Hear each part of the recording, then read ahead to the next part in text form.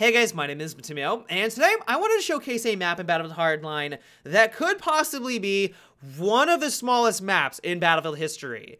It's called The Block, and to give you an idea, a rough estimate of how tiny this thing is, it will only take you a good maybe 20 to 30 seconds sprinting to get from one edge of the map all the way to the other. Like that is how ridiculously small this thing is. I don't know its exact measurements, so I can't go on a limb and say that it is technically the smallest map in Battlefield history, but if you enjoyed the Close Quarter DLC from Battlefield 3, you are gonna feel right at home on The Block. One concern that I have with it, though, is that I have a feeling that it might just turn into Metro 2.0, but for Battlefield Hardline. I don't know for certain, but I have a feeling that you are going to be able to play 64-player Conquest on this thing. I already know that you get 32 people on it. I already played 32 TDM and Conquest Small, but for whatever reason, if you can put 64 people on The Block, it is going to turn into madness. And I know that people love this type of stuff. If you don't believe me, look at Operation Metro in Battlefield 3 and in Battlefield 4. There are always servers running 64-player Conquest. I think it's arguably the most popular map in Battlefield 4. Like, it's constantly running. It's always full. There's a ridiculous amount of servers. And while I don't really enjoy that combat, it's been months since I played on one of them, they're extremely popular in the community. I mean, there's a good reason why for the second Assault DLC, they reintroduced Operation Metro, because it was a fan favorite back in Battlefield 3.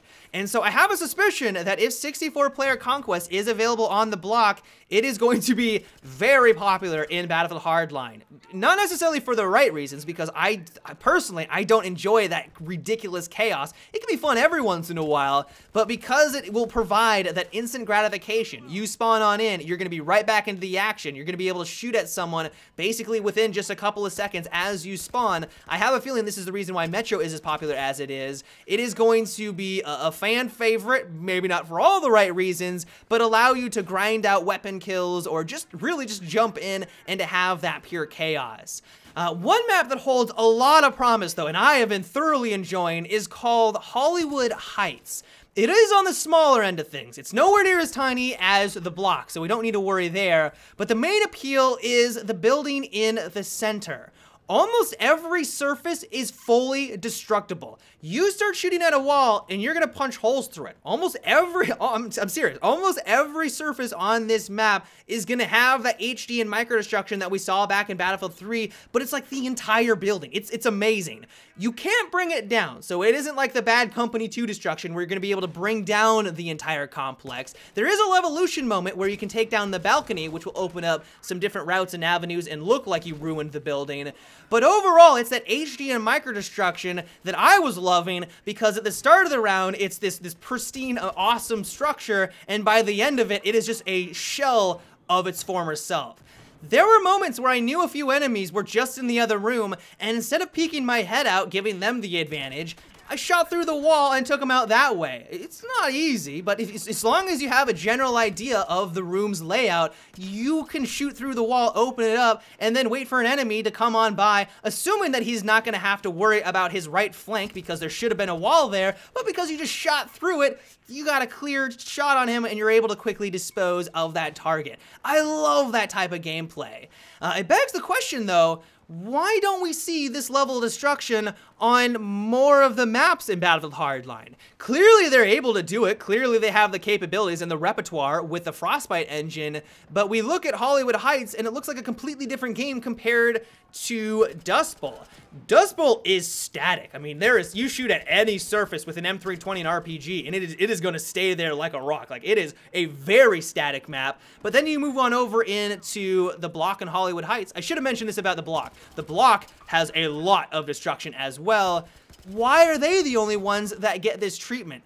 The only thing that I could think of, and I mentioned this in the past, is that Visceral is still having to accommodate the Xbox 360 and the PlayStation 3. I mean, they're old. The old gen systems are old now, and because the larger maps have more going on, they have more assets, I just simply don't think that they have the hardware horsepower or the memory to have that type of destruction.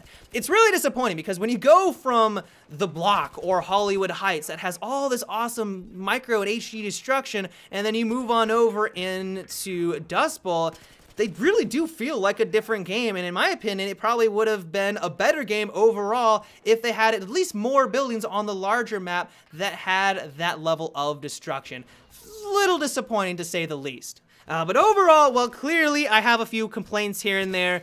In general, I am still very excited for Battlefield Hardline. I'm hoping that there isn't any large glaring issues. I'm assuming it's going to be very similar to what we experienced during the beta. Who knows? But still doesn't take away from the fact that we should not be pre-ordering the game, even though I'm excited. Hopefully you guys are excited as well, because it does look like it's going to be enjoyable. Never pre-order. It's a terrible business practice. Wait for the game to release, as always. See what your big favorite YouTubers or reviewers have to say, and then make your decision.